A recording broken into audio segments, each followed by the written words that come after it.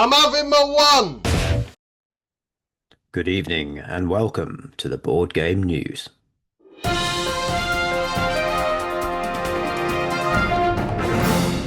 Good evening. Reports suggest lively activity across board game tables around the world tonight, as I'm having my one bring you a different sort of podcast, focused on all that's new and noteworthy in the board game hobby. And now, the news in your area. So, Paul, news. This News. time out, we have decided, and we talked about it for quite a while, right? And decided we'd Yeah. come and do some board game news because that's what we all like, board games and news. And it feels like there's quite a lot out there to chat about right now, right? Loads going on. So much happening over the course of this last few weeks. And maybe, listener, we have talked about this for a little while, so maybe some of our news may not be such news to you, but you're going to get our opinions on it anyway. And I think probably that's what this episode is going to be all about. We're going to uh, do some of our picks of the new games that are coming out, bit of crowdfunding, some hotness hyping, and other general news and things that we've seen. And I think, Paul, we've got to start with one that I know we were very excited about when we saw it, which was Brass Pittsburgh, right? How excited are you for this game? I am very excited. I mean, between us, we've got Brass Birmingham, Brass Lancashire, well, within our gaming group, Antinna's Trail, which is essentially Brass Cornwall. Brass Cornwall. Well, do you remember ages ago, probably when we did our brass, one of our brass reviews, we were talking about what the next brass was going to be. And I think our money was either on Glasgow or Sheffield. We didn't really think outside the box that it was going to be outside the No, UK. But I mean, no, why would they? no, but Pittsburgh seems like a great, sort of industrial USA. Like I think a really good Yeah. choice. And you can imagine why they want to do it. The US market is several million times what the UK market is for board games, I think, right? And so it's a completely new standalone game that we're looking at that's going to be coming to GameFound later not this year, beginning of next year, sorry, with a retail release following afterwards. And there's quite a bit that's different. If you're watching the video on YouTube, or we think this works on Spotify as well, right? Yes. You can see what we're looking at, but we'll talk about it. We know we're podcast first. We haven't forgotten you, audio only listeners. Don't worry. Just to add to what we're looking at. So the one of the first things that is different, right? That is set in America, right? And this is happening a bit after the other one, right? So Lancashire and Birmingham were set very much in Industrial Revolution, early to mid 19th century in the UK, whereas this one in the US, 1865 to 1904.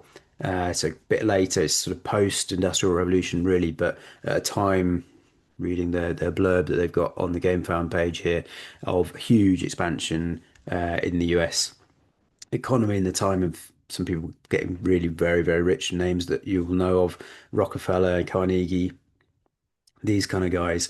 And it's starting to introduce lots of interesting new elements to the game here. That I think one of the first things is this idea of oil and pipelines, right? So in Brass Pittsburgh, you will be able to have oil as a resource that you're getting across the board. And as far as I can tell, there's a bit of a the kerosene that you're getting from it is feels a little bit like beer in a sense. You're probably not going to drink it, but it's going to be something that is available for people to be able to take, Well, which we is. we always talked about beer sort of lubing the deals, and I guess oil is a much better. But have you seen about the pipes? So the pipes are quite interesting on this, that you can not only get this new resource right on the board, but you can have the connecting pipes, a little bit like the in original brass. You've got your canals and you've got your trains for the routes. your what are they called networking tiles, I think they are, aren't Yeah. they? Is that you have these pipes instead, and people will have to pay you effectively in victory points for using your pipelines, which is quite cool. Um, so you very much can imagine a time that if you place your stuff in the right area, you're just going to be absolutely churning through, or people are going to have to go miles around to be able to their get their oil or get the kerosene as the resource. So that the opportunities there sound very very fun. There's a idea of skyscrapers and crown jewels here as well. As they seem to be called, which are the industry tiles where you get kind of bonuses at the end. You get to the end of those tracks. So think in Birmingham, you've got the little clay one and the Yeah. box factory and the whatever. You get to the end, it's some sort of big benefit that you'll get. Scroll back up here for those watching that you've got, your skyscrapers here, and they've got 25 points attached to it. And this is another thing is that they seem to have gone big on this. That he's gone to America and everything's got bigger. So as part of that, massive points available, but also I love that all of the sums of money were much bigger. That in the original brass and or Lancashire and Birmingham, it was all like, oh, I've got £5 from this or this sale. And here you've immediately got into, I know it's probably still not in any way realistic, of course, but it's $10, $20, $30, $40 that it's kind of talking about. It just made me Yeah. laugh that what they've that the uh, how much they've amped it up in the values of it. Did you see this thing about the? Let's see if I can get to the page. Oh, we've got heavy locos. Did you see this bit? Yeah. Nice, big, chunky. You're a big Steam fan, right? So come on. Do like a steam engine, and obviously very key to to what was going on. And uh, one of my favorite facts is when America first pre when this is set first wanted to get their big locomotives in, they ordered them from the UK and they turned up, but unfortunately they were too big and heavy to go on the tracks. So they just used them as stationary engines for sort of hauling mine carts up and things like that. Right. But you Good know, fact. Good they Steam facts. very quickly got over that. Big chunky rails to take the weight of these big heavy locomotives. Yeah, and in Brass Pittsburgh, they will be these kind of uh how you describe them, like Uber network tiles that you have to start Yeah. with. You get two in the game to start with right at the beginning, where you'll just be building your small locomotives, which are going to be kind of again like the canals or trains that you have in the two areas in Brass Birmingham. Uh, but you'll be able to put these heavy locos on the board, and importantly, they'll stay. So where you put those in, again, there's going to be so much more in this game in strategic placement where you're putting those pipelines and these heavy locos. Whereas normally in between the rounds in the eras is you'd swipe all that stuff out of the board. It's actually one of the things that I quite like is that you're playing a game of brass, right? And um you can't even if you feel like you've not had the most amazing turn era, the board just clears, and then you've Yeah. almost got a clean slate to have another go. So I don't know, is But that it also proper? means if you're well, I think it depends whether you're having a good or a bad kind of first season, as it Yeah, were. yeah, Because sometimes you've built this amazing network and then suddenly you've then got nothing. And and I think we felt, especially with Birmingham, that having that big network, having loads of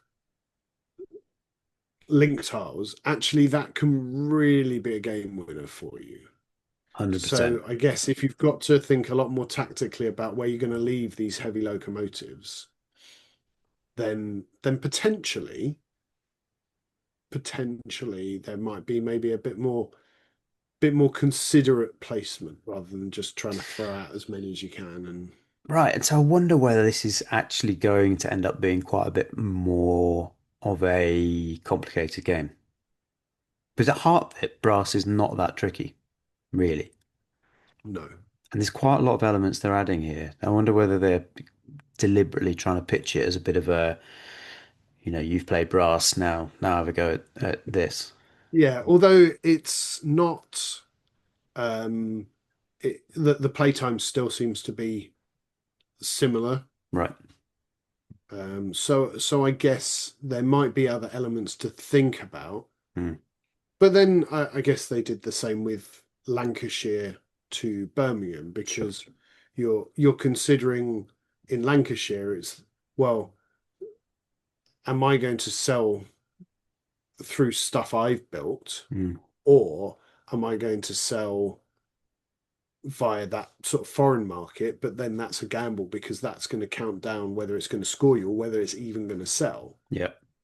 And that was kind of done away with, and there were other elements in Birmingham. So it might be other bits, but yeah, I would guess from looking at it, it's going to be very similar in terms of kind of what's going on. Yeah.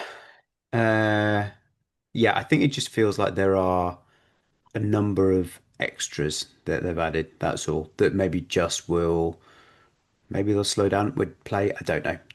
I'm not trying to take anything away from it really. I think everything I've seen on this is fantastic. Another quick one is the idea that you have these kind of regional markets as well. So traditional brass, you've always got the kind of rest of the world or what are they called? Like distant markets or something Yeah. like that, isn't it? Where you get your coal and your iron from and you can sell to and all this kind of stuff. Well, with this one in Pittsburgh, I understand that they're much more kind of regional, that you'll have places on the board that will have stores of different types of resource on them that you will be able to uh, take from or sell to, and also that those are being done in a quite kind of thematic way in that in certain regions you will have the iron and coal in those particular regions because that's where there was more of that resource, right? Or that's where it was more of what was produced. And then around the edge of the board, you'll get the steel and the coke that's required for whatever that's being done, So there's a lot of really, really cool stuff going on with it, I think. I can't begin to think how enormous the crowdfunding campaign for this is going to be, right? So, Oh, number one game on Board Game Geek, the number of people who are just going to be all over this. yes. And I mean, it's not been kind of, even um, the teaser on GameFound hasn't been up for that long. No, And already there's over 500 comments right. of like, "Oh, I can't wait for this game." Yeah, yeah, Uh, just three updates. I think that's all they've yeah, done so far. yeah, and so it's clearly, really engaged people and picked up some hype on there. So Well, I'm very, very going to watch that one very closely, and if it's not too insanely expensive, then I think I might have to be persuading Neil to back that one. Thanks, Neil. Okay, so I was going that to say, I look forward to you backing it. yeah. Uh, so that's got us started. What else have you been looking at? Okay, so something that's come up in the hotness, which is a bit of an oddball, is Magical Athlete. Right. So this is a re-implementation of a 2003 game of the same title, where I mean it's primarily a roll and move race game, but with some silliness. So it's just kind of being released now, and deliveries are out. And I was lucky enough the other week to play a game of it. Not necessarily my cup of tea, but actually we played this as a game while we were waiting for other people to turn up. Right. Um, and the way it works is you play over 4 rounds, and you roll the dice and you move your character around. And when they get to the end of the race, they win. So I think we're looking now at the old version where it was like little cardboard standees and Yeah, stuff like 2003, that. right? Okay, Yeah. yeah, yeah. And this is Um, then the re-implementation the with this re-implementation, this but slightly unusual artwork. I mean, this looks very un like 1980s, 1990s. You remember those schools videos you'd have? yeah, yeah, yeah, it definitely does. And so you get a load of wooden tokens and you draft your characters. And then what makes it fun is every character has got their own ability, Right. and some of them play off others. Um, so there's a giant baby, and the giant baby fills an entire square, so no one else can go on the square. And you can see on that one, um, there's a giant mouth. So if the mouth lands on someone, he eats them, and they're out for that round. The Right. rabbit that you can see um, really plays on the that sort of Aesop fable of rabbit and the hare, Mhm. of it Rabbit moves and the Hare.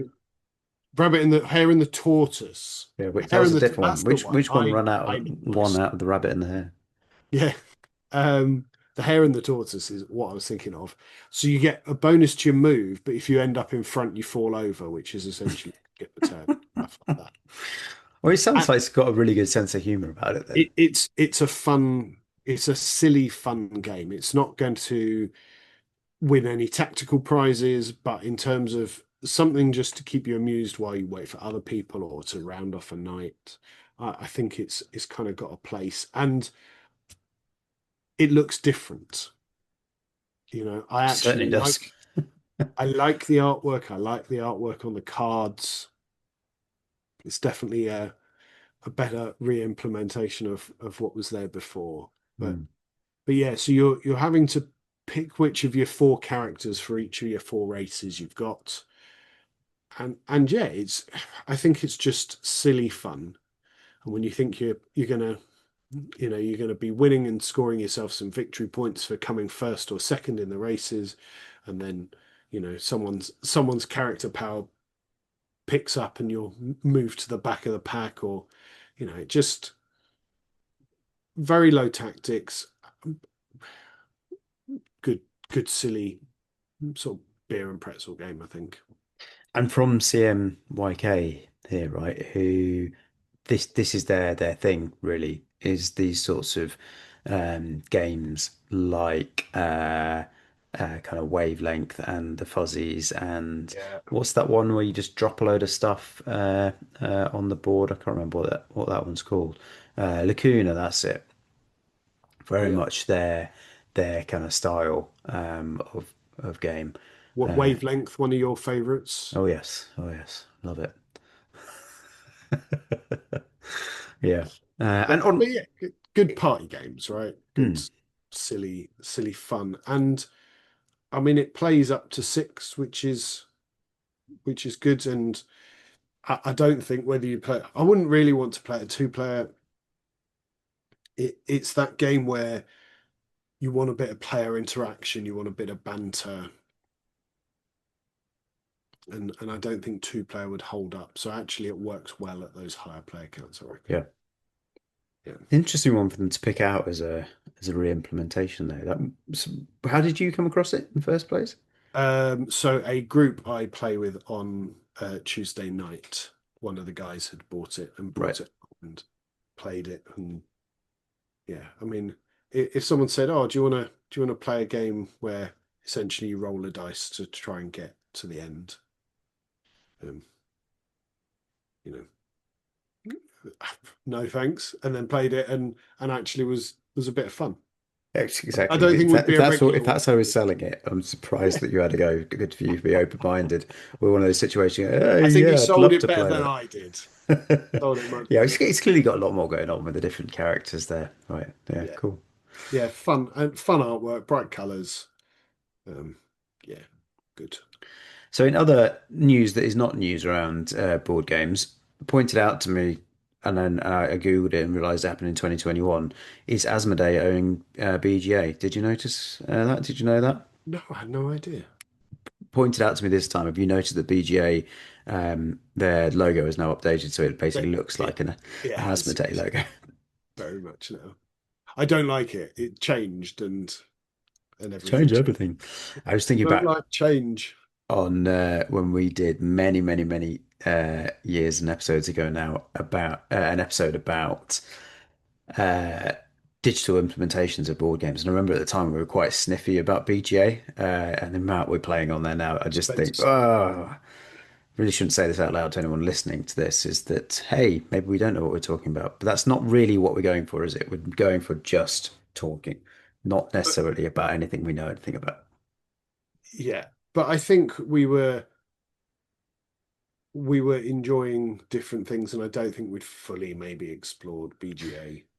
No, and you have bought the what is it called, premium Yeah, membership now, which kind of lets you play anything. So yes, absolutely opened and up our and eyes and to then those other gives you a things. bit more flexibility setting games up, and obviously the premium games are not all of them. There are Yeah, some really good free to play ones, but the premium ones are better. But also gives us the flexibility of setting games up for amongst our friends, and yeah, exactly. yeah, Exactly. But also in Asmodee news, I saw that they've now got their kids division, which is somebody who's got two young kids is always of interest to me, and that they are doing some more kind of adaptations. So these are these games that are kind of the My Little or My First or that kind of yeah, stuff. And they're doing three games, which are quite interesting. They've chosen this is the next one, so I think they've already done some. But the first is My First Unlock. So we know the Unlock games, right? So that's we won that. I'd be quite keen to see what level they pitched that at because I've played quite a lot of those unlock games and I just could get completely stuck with them sometimes.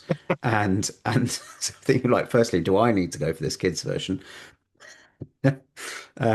But also it's a game that I think, or type of game that can be quite frustrating because you do get it's possible to get just quite stuck with it because you just happen to not notice something and thinking that, and not saying it's positive, but, and not really that my kids are too much like this, not the older one anyway, is that the attention span of looking at something like that, and if you're not seeing it or not doing it straight away, but where that goes. So that's quite interesting to see what yeah. that's going to be like. And but I think I guess I mean hopefully it'll be pitched at a level that the kids will struggle, but maybe it'll be a bit more obvious for us, so you can Yeah. kind of guide them. Um, although I mean she's not little anymore, but whenever I play anything like this with Kyra, she's usually half a dozen steps ahead of me. Well, that's true. The younger brains do operate just at a different level, right? So for Yeah. sure. But it's interesting with these sort of games, anyways, that they're like a board game are mostly targeted at 14 years and up, kinda, Yep. right? And so you think we, and that's a bit of a generalization, and actually, we know that a lot kids that are a lot younger than that can play a lot of games. But these kind of My First or whatever, and this titled My First Unlock, I think it's got to be for kids that are like 5, 6, 7, the generation, not generation, the ages before that. Um, so yeah, anyway, that was one. Another one was Splendor. So Splendor Kids, which I can imagine that working quite well. Um, Actually, I think you mentioned it last episode. I mean, you play Splendor with well, have played Splendor with your kids, right? What kind of age were you playing that with them? Elijah would have been maybe seven, just turned seven when he had his first game of Again, it's Splendor, quite a bright and kid, but like, there's takes after his mum. it again sort of questions a little bit of who that's for. And the last one I find is I guess makes a little bit more sense is Dixit Kids. Have you ever played Dixit? I haven't. No, So it's one I've just never. have you done Mysterium? Yeah, So it's kind of a little bit like that. And there have been a lot of Dixit games out that are. like Disney Dixit and that kind of Yeah. stuff. I think I can see you struggling with the word Dixit somewhat. But How did my poker face give me away? but anyway, so that's another one which I guess kind of makes a bit more sense. But I'm always quite keen to see where those go. Um, and a bit of other sad news that I saw is that Ludonort, so you know Ludonort from Colt Express and many other games, French Love Cult publisher, Express. they have decided that they're not going to be doing any new games. There, it was as I understand, a couple or at least a pair of friends anyway, who started it out, and the company's grown a bit from then. And they've done a lot of good stuff, such as Colt Express, which I saw they've now actually sold off to the IP for it has been sold off to somebody else to be able to produce. But games that people have been very familiar with, I think, and they just, it seems in a kind of sad way, and I'd say this on the back of say about Asmodee, who just have grown and grown and grown, French company, right? They've just sort of taking over the board game world and Yeah. BJ and so on, is that Ludonort sort of, it sounds like, fallen out of love with it, that it just has become so commercial and there's so many games coming out that probably it's difficult to stand out from the crowd, or what makes I think your it game is. different, right?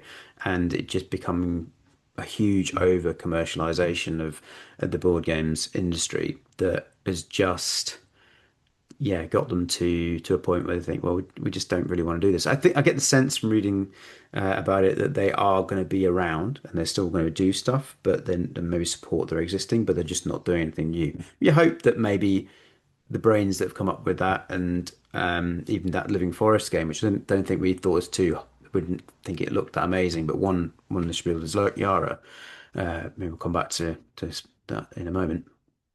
Um, but maybe they'll come back to it. Yeah, maybe they'll come back and have a little change of mind in a few years when they have a new idea or something. But yeah, it's a bit sad.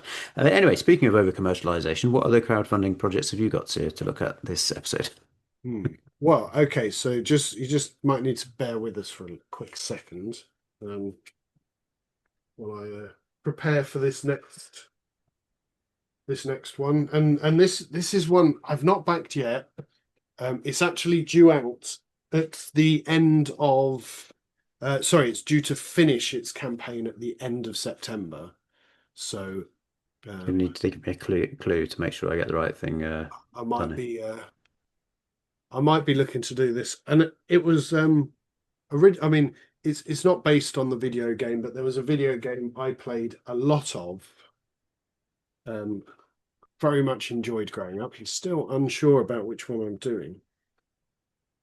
And so, yeah, I think as an important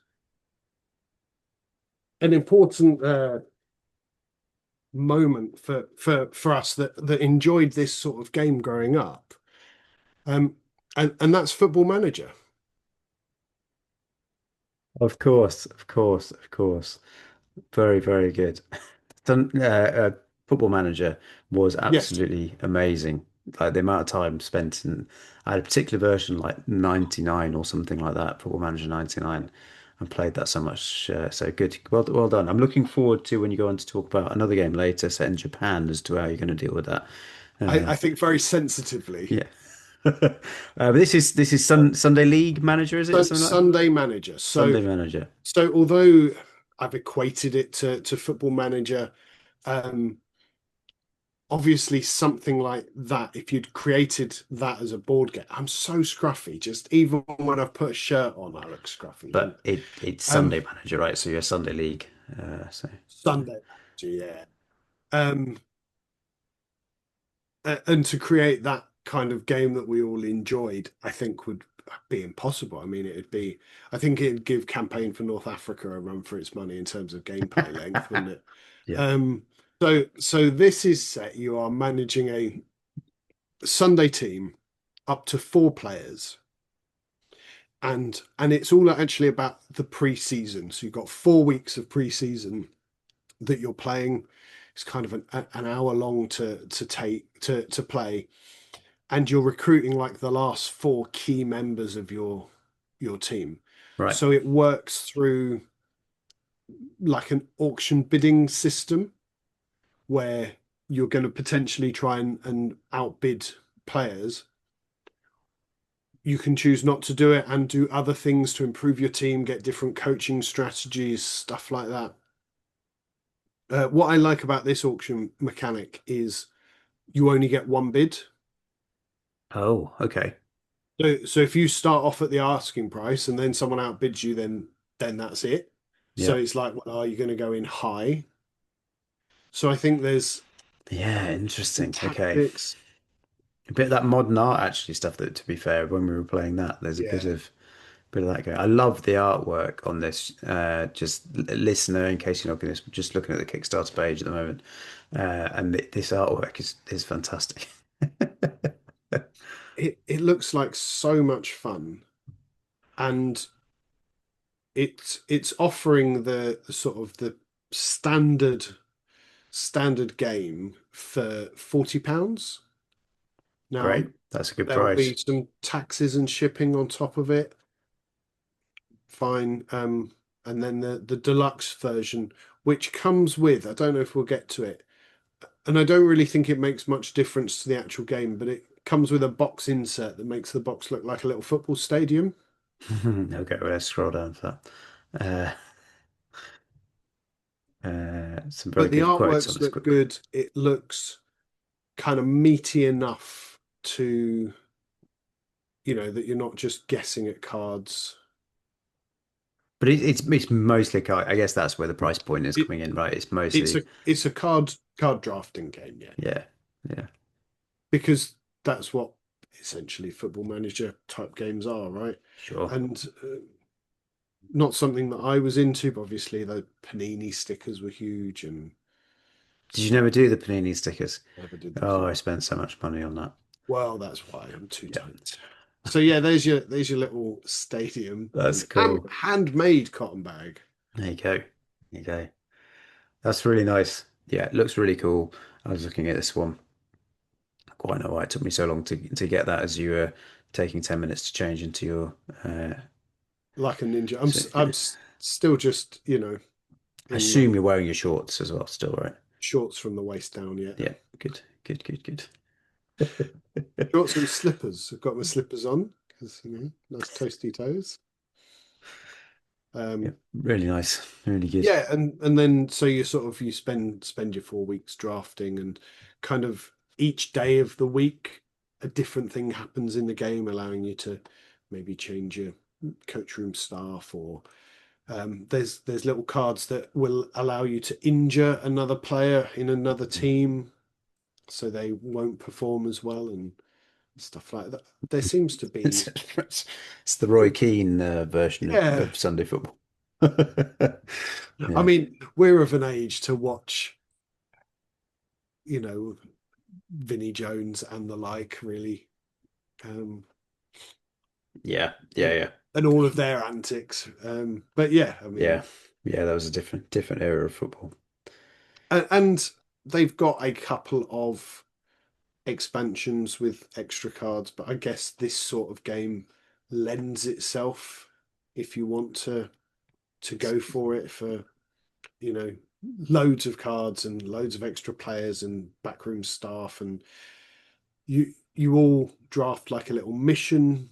They call it a mission. They call it. I can't remember what they call it. Bit objective or something, right? Yeah, at Yeah, the start of the game that isn't released until the end. So, you know, working towards other things. And it wouldn't be for me, but if you get the super fancy edition that comes with all of the bits, it also comes with its own little notebook. And I'm a fan of a notebook. So, I don't know if you can game pull it up specific on. branded notebook. That would be It, absolutely it is. It's about two-thirds of the way down the Kickstarter page if you can get there. And some little yeah, keychains and some right. stickers. I'll put it in the edit. I'll put it in the edit. So Yeah. now, listener, you can imagine yourself seeing this, and viewer, you can see it. This stylish practical notebook is perfect for recording epic results and legendary moments that decide derbies against your old rivals. There you go. So Mm. it looks like a lot of fun. It kind of ticks the boxes. I can't see why I wouldn't end up backing it. I mean, I might wait for retail. I don't know. I really want to try one of these games, having Yes. played so much FIFA in my time and so much Football Manager years and years and years ago. Um, I'd love to give that a go, whether it's this one or another one. But this one certainly looks amazing, Yeah.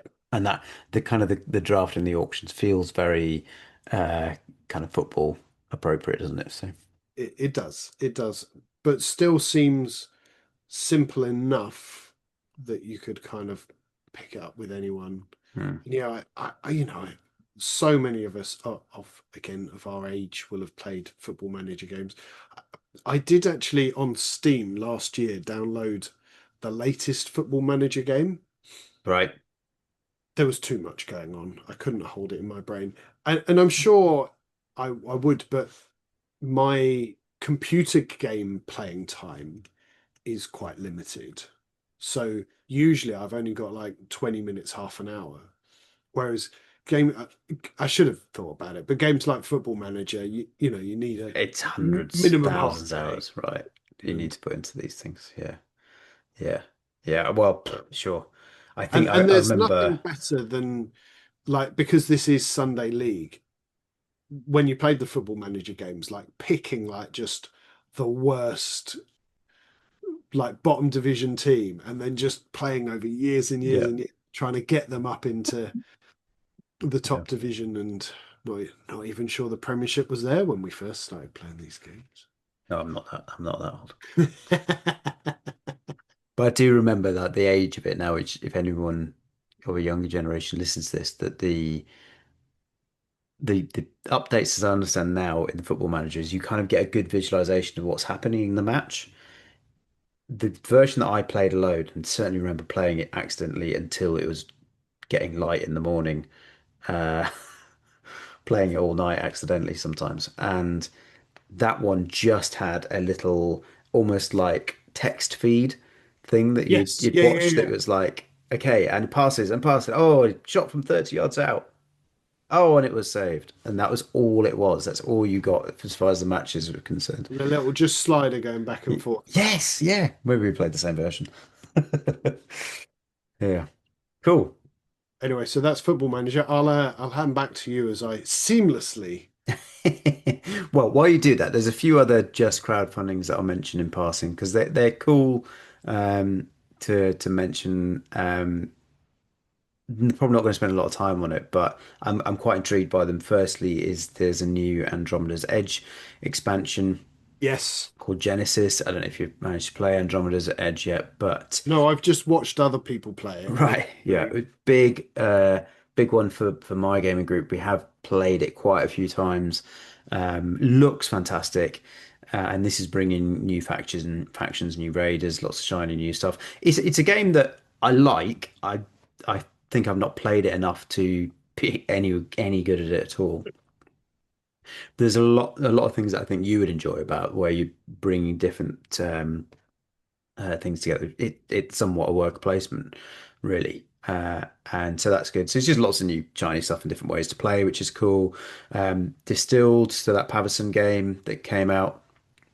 They're doing a distilled cocktails edition. The previous one was about spirits. So if you're like drinking cocktails, I can't personally, I haven't spent massives of time on it, but there doesn't seem anything that's super exciting. Really, it even seems a little bit of a reskinning of it. But that's fine. You know, I'm sure there is some cool stuff there, but if that's your thing, theme that speaks to you some more. And then one that I'd spend a couple more minutes on, just because it was one that uh, Jimmy, when we interviewed him last year, talked about Dinosaur Island, and this being a game I'd seen a copy of this on eBay for about 16 quid, and I thought, I won't do it, I won't do it because I won't get around to playing it. But Jimmy was talking about how amazing this was, and there's a new Kickstarter called Dinosaur Island Fully Charged, and it's this one that's got these little pink Triceratops in and stuff like that. And just looks cool. It just looks really, really good.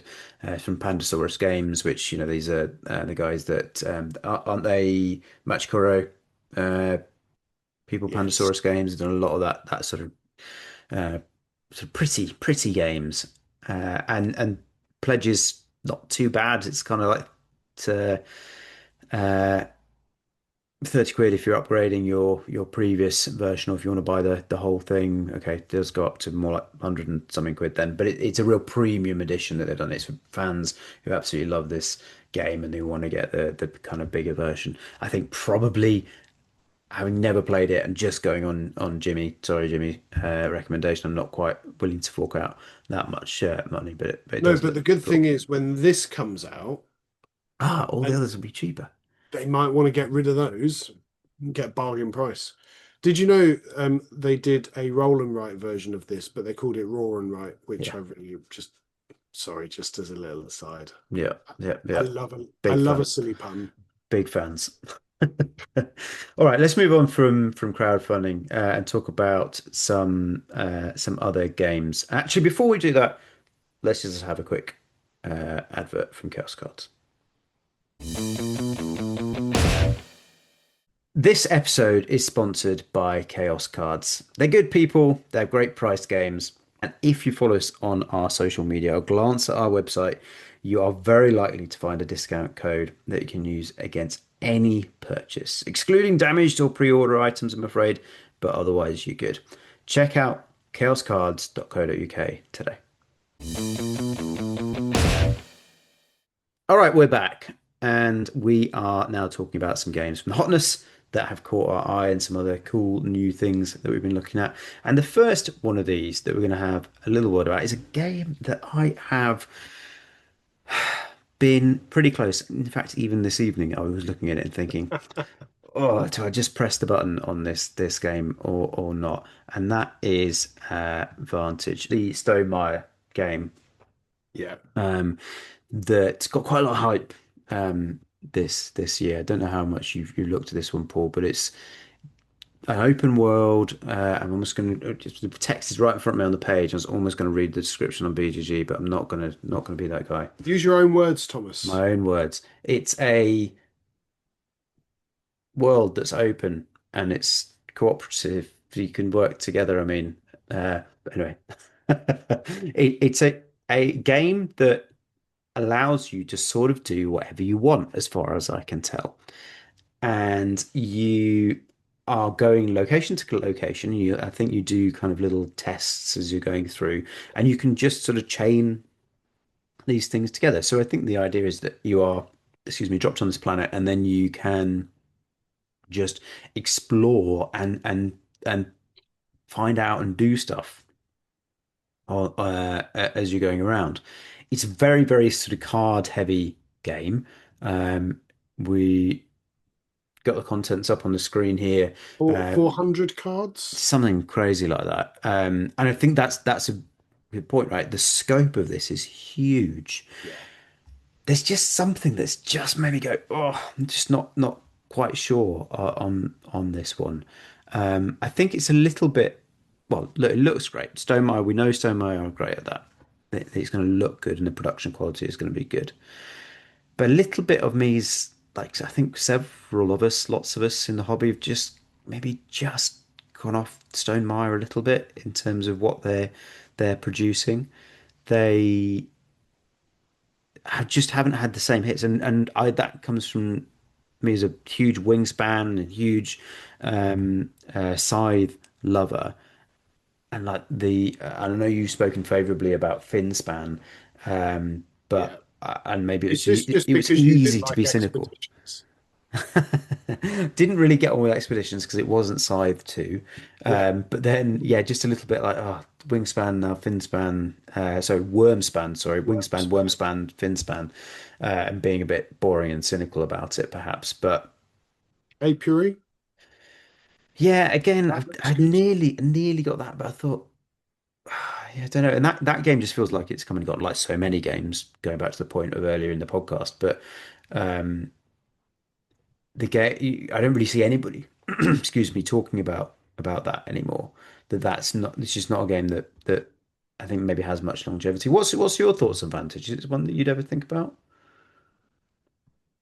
Uh, no, And why? but I think it looks really good. I think it looks excellent. It's something I'd like to play. It's just it's one of those I look at it thinking that looks beautiful, that looks brilliant. When would I get it to the table? Because Right. it's a big game, isn't it? It's not like a little, you know, you need a Well, good evening yeah, of playing for yeah, it. you And do. by the sounds of it, it's something you would need to play a lot of times to really kind of delve in and explore that world and see what's there. Mm. And so I just don't think it would get to the table enough. Yeah, you'd need to return to it a lot. And wonder, but maybe this would be a good one to play with my wife. I don't know. I don't know. Then maybe that'd be one that we just have out in the vault on the table and we come back and play it a few times over a few weeks or something. I don't know.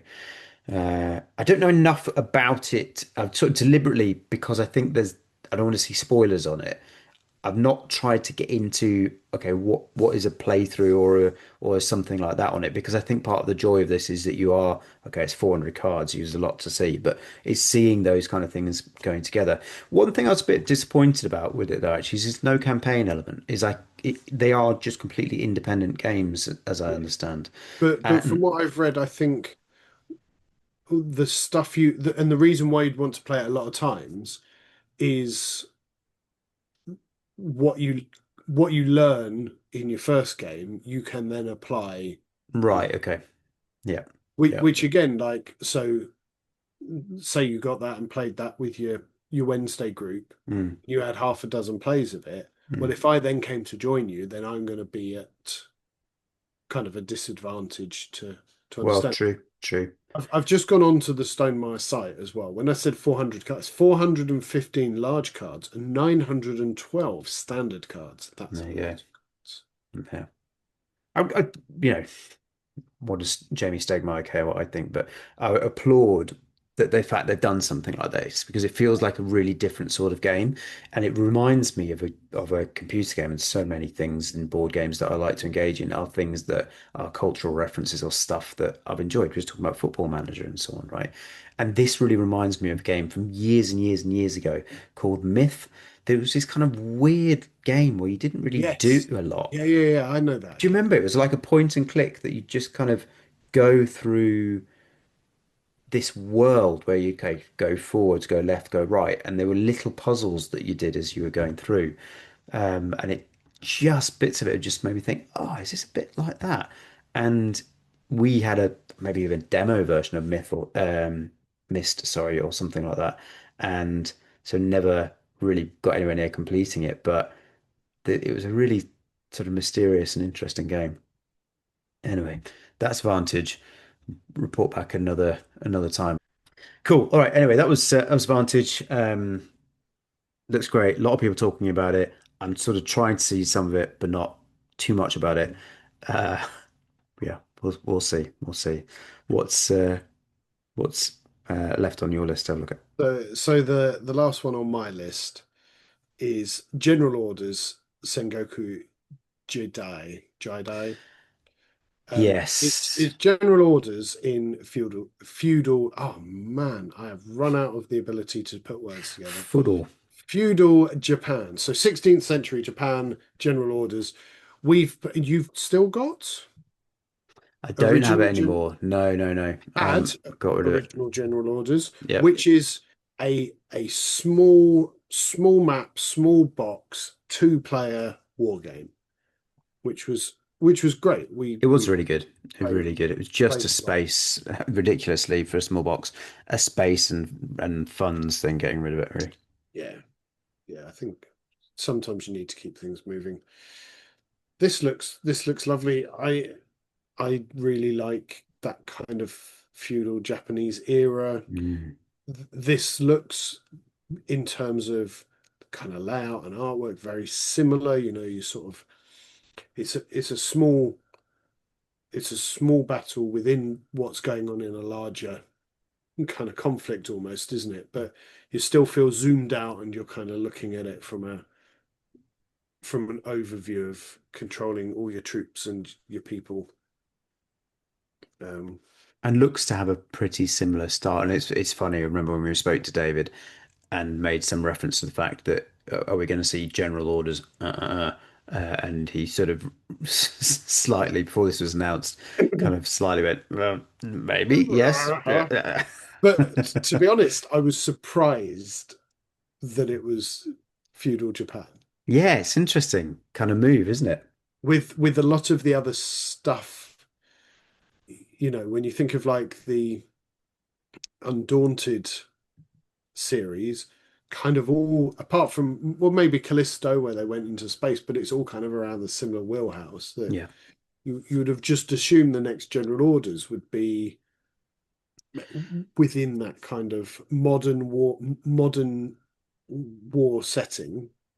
Well, I think we suggested maybe we just it was not on record, but we thought it would be World War One or something like that. They Yeah, might do that. I think that was our Yeah. our kind of thoughts. But this looks good. And prior to seeing the release of this, I've actually just downloaded the Shogun audiobook, Oh, have um, you?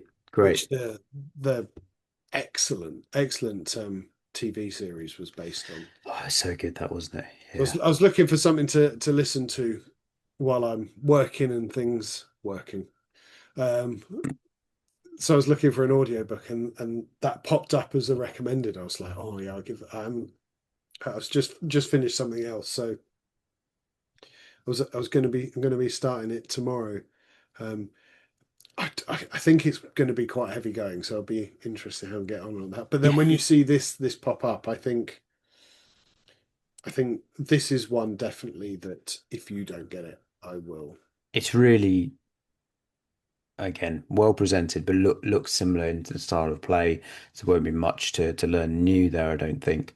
With its little action board that we've Yeah, got here in the placing of the unit, but was the General Orders World War Two was brilliant in how simple yeah, it was, really, really and good. it is so interesting that kind of you're right, the medieval or feudal Japan kind of era. It's Yeah, really cool. and And and I do enjoy a small box quick war game. So sure, I've got all of the surprise stare. I was going to say it's very surprise stare, really, isn't it? It is, and I've got my Ming Voyages, which is good, and Cousins War and the others. So this really ticks a box for me Hmm. because I think both of us enjoy that tactical push pull of a war game, but sometimes you don't have 12 hours to sit down and play European golf. Right, but that's the clever thing actually about so many of those things, and put even some of the Undaunted series in those too. But they haven't maybe quite got the travel side of this. This is a Yeah, if you lucky enough to have someone you work with, you could put this in your bag to go to work and play it at work over lunch or something, right? It's that kind of thing. Because you're spot on that normally anything like this is big map, yeah, hours, loads of rules, all that kind of thing. And it's somewhat the genius of what these guys have done here is producing something that is just interesting and fun and replayable. That's the other thing definitely. as this General Orders series seems to be. Yeah. I'm kind of hoping it might be another one to add to my morning coffee with the wife collection Did she because like the Shogun TV series? she loved the Shogun TV series. In She likes playing Cousins War. Cousins of War is great. Cousins War is really good. We should talk about that more. Yeah. But this seems, I think the way the card play is going to work and stuff is going to be it's going to be a different game, but it seems to have that same feel. Yeah. Yeah, very good. Very good. Good one. And speaking of Osprey, just quickly, an aside again, so much going on, so many announcements and so on, Sorry. is that they've got new blue books, so they're very famous for their blue book series. Yeah. And anyone who's interested in little miniatures, we've in this past summer just played a very cool game of Raven Feast using Anglo-Saxon and Viking miniatures. They Osprey have a different version set in medieval time, but kind of again intended to be quite light-ish miniature skirmish game called Lion Rampant, and they are just bringing out their revised edition of Dragon Rampant, which is the fantasy battles of the same sort of system. So very well thought of system. If that's something that you're interested in, check out Dragon Rampant. Did have a chat with one of the guys who helps produce these guys called Chris at the expo this year, and we're in discussions with him to get him on the podcast at some point. But that looks really cool, and also Osprey. And there's a reason for me bringing this up in a minute, Paul. I'll explain. But Osprey, who are big on their RPGs as well, have this later one they've been putting out there called the Silver Bayonet, which is sort of Napoleonics but with the undead. I'm just going to read the tagline, the little blurb on this because I think it's so good. The bones of Albion brings the action of the silver bayonet to the British Isles, a land under siege from both without and within, set at the time of Napoleon's aborted invasion. In a competitive campaign, specialist units will be called upon to investigate increasingly disturbing reports of restless ghosts and revenants. Faced with rival units and a bestiary of menacing foes, they must discover why the dead are rising in such numbers and put a stop to it before Britain falls before a horde of the undead. So the idea is that Napoleon and his French are invading, and the British are preparing for that. But at the same time, the thousand or so years of history of Romans and Saxons and Vikings and else, all the skeletons are rising for whatever ghoulish reasons, and you got to be RPGing in a world like that. Now I speak for myself. I'm not an RPG. I have concern. I'm just not sure I'm going to quite be the sort of person to do them. But things like that sound really exciting and interesting. And there are many things about RPGs and the theming I'd love. I've heard these guys talking about um, a D&D, but set in the American Revolution. The name of it annoyingly just escapes me at the moment, but it's very much kind of similar kind of style, but it is no kind of magic. There's kind of different stuff going on there, and you have your adventures there. But anyway, it's just a good excuse for us to talk for a couple of minutes about our own plans of RPGing. We're saying for about a year over Winter King, right? When I said, Oh, "Oh, I'm not backing that," and then you backed it straight away. yeah. Any word? No, Such a shame no. that they must be really struggling with something in the publishing, or hopefully Yeah. I it's not a think problem with this the game, Spanish, because they're a Spanish company that are doing it. right? The Spanish PDF is now available. Okay, Fortunately, I don't speak Spanish. might be quicker to learn Spanish than so- Than wait. But yeah, they're this they've been very light on the updates. However, I've also played. Now we talked about probably about 6, 8 months ago. I have played Pendragon, which is Yeah, kind of another similar RPG.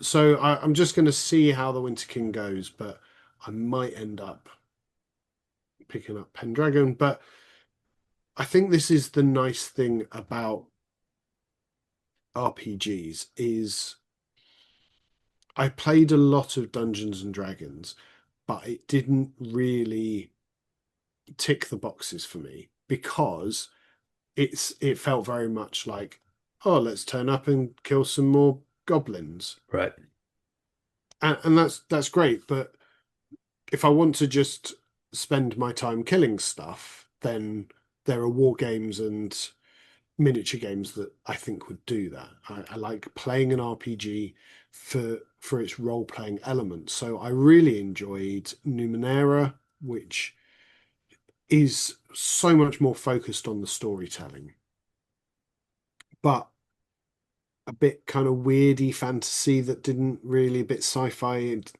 Didn't quite get that. I really liked Rogue Trader because that's set in the Warhammer universe. right.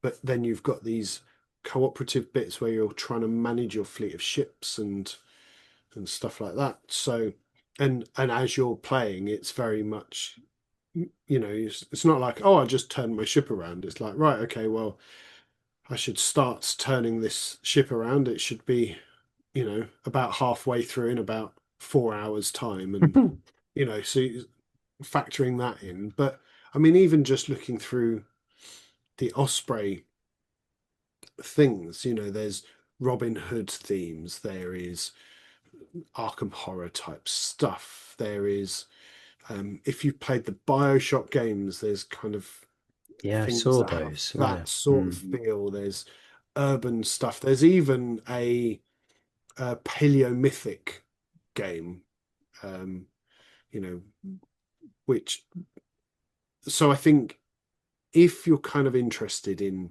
RPGs and getting into them, yes, there are loads of places doing D&D, but there are so many systems out there. And because it's just a book and you can usually pick up a PDF version of the book relatively cheap, Yeah. there's options then that you can, think, oh, I might go for that. I might try that. And I think that's why we're looking at either Winter King or Pendragon. It's kind of an era that we're, well, Yeah. especially not necessarily knowledgeable about, but keen on. So Anything King Arthur is going to get my interest. I am interested in doing it. It might be a yeah, not for me, but having that sort of theme about it, I think would really draw me in.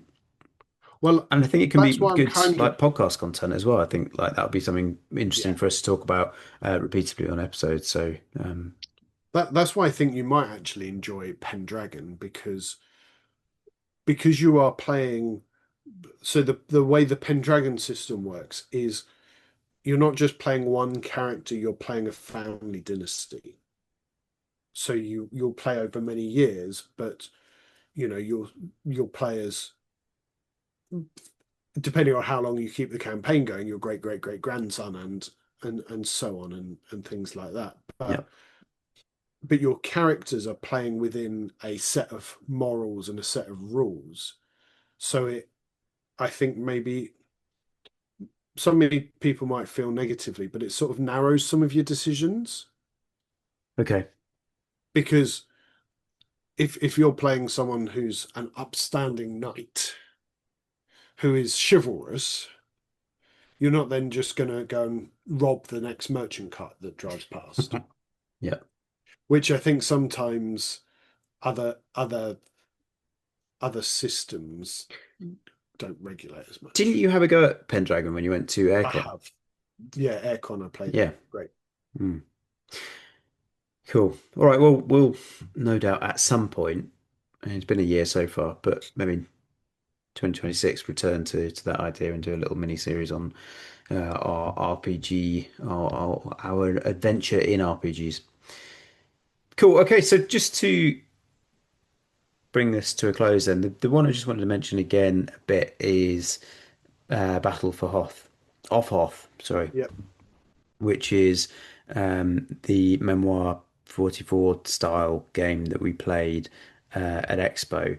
That I mention it just because it seems like a lot of attention right now, and it does look cool. And I think post Expo, I remember being quite critical about this and thinking, does this look like it's going to be that fun? I don't know. Is there much replayability?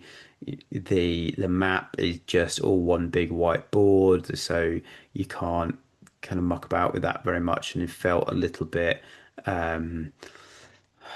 money making ultimately. Big old toy factor from Yeah. the minis you get in it though, and we had quite a fun little game during Expo, um, but it's just made me think. Oh, maybe it'd be all right because you can pick it up relatively cheaply, and maybe it would be cool to do that just for the viewers just to see the picture here of that massive board they had. Sadly, I don't think you can buy that one where they No. had the like 3 times sized one, but yeah, it it's a game that I'm like, oh, maybe it's worth it just for a little go for a bit of fun. On my Wednesday night group, we could just you could play a game in 45 minutes, right? And it's after something else or before, and a Yeah. lot of Star Wars fans, so maybe it would be cool to give it a go. Have you had any other thoughts on this, or you just broadly where you were after Expo? Yeah, I mean, actually, the last sort of games night I went to, there was a couple of people playing this, and I do look at it, I think, oh, it looks really good, but yeah, I mean, I don't just want to play Hoth, and I'm sure others will be coming out, but Yeah. Yeah, and that's it. That's exactly right. Is that it'll be the battle for Hoth, sorry, of Hoth, or then for End or whatever else, right? And they'll probably branch out and do some Clone Warsy stuff. So there'll be one set on whatever the hell that planet's called. It's gone out of my head. Geonosis. At the end of episode 2, that revealing how much of a Star Wars nerd he is. I mean, you're wearing a Star Wars t-shirt right now, so you know. Uh, anyway, yeah, undecided on that, but yeah, it's getting a lot of attention. Maybe it's worth a second look. yeah, We'll see. Cool. All right. Well, I think that brings us to a close, and yeah, we'll return to this, I'm sure, in the future. I've enjoyed doing it. That was the news. We hope you liked this new format episode. We've been talking about doing one of these for ages, and I suspect that it might be one that we will return to periodically. Next time out, we'll be doing another board game review, I'm sure. But until then, keep listening. Follow us on Instagram and Blue Sky. Subscribe on YouTube or wherever you're getting this from, and consider adding a one to your gaming session. And now, the weather.